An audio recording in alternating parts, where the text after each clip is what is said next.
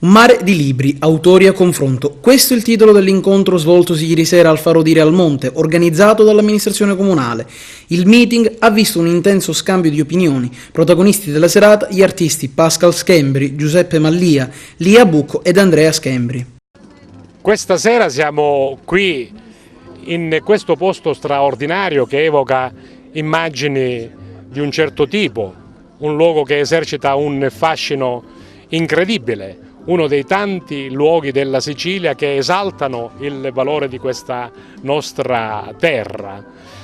E siamo qui per, come dire, sviluppare un discorso attorno alla cultura. Abbiamo voluto raccogliere in questo posto più autori affinché presentassero attraverso le loro opere ciascuno il loro mondo. Io ho avuto il piacere e il privilegio di essere stato chiamato a coordinare la serata, la manifestazione, ed è una cosa che, come dire, mi esalta per certi versi, perché io credo nel valore della cultura.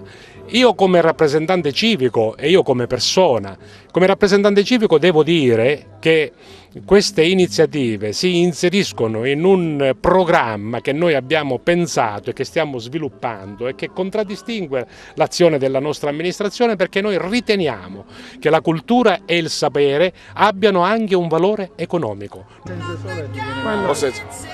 Un altro posto bellissimo e meraviglioso del nostro territorio che si apre alla fruizione del pubblico.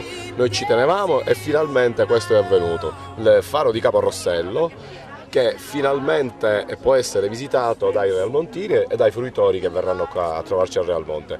Il fiore all'occhiello del nostro territorio è rappresentato proprio dal patrimonio naturalistico che abbiamo, che va dalla Scala dei Turchi, Caporossello, la Torre di Monterosso e tutta la costa. Questo posto per tanti anni era chiuso al pubblico, non poteva essere fruito, lo vedevamo tutti come un posto meraviglioso, circondata, quindi accanto al mare. Lo vedevamo da lontano ma non potevamo visitarlo, finalmente questo è avvenuto, dicevo. Oggi c'è questa sera la presentazione di alcuni libri, perché nell'ambito delle manifestazioni di Costa Bianca abbiamo scelto, oltre che la località proprio il teatro di Costa Bianca e la piazza del comune di Realmonte, anche il faro di Caporossello per una manifestazione, per un momento di incontro, ed è quello di oggi proprio in cui si tratterà la presentazione di 4 libri e avverrà una discussione intorno agli argomenti trattati appunto in questi testi.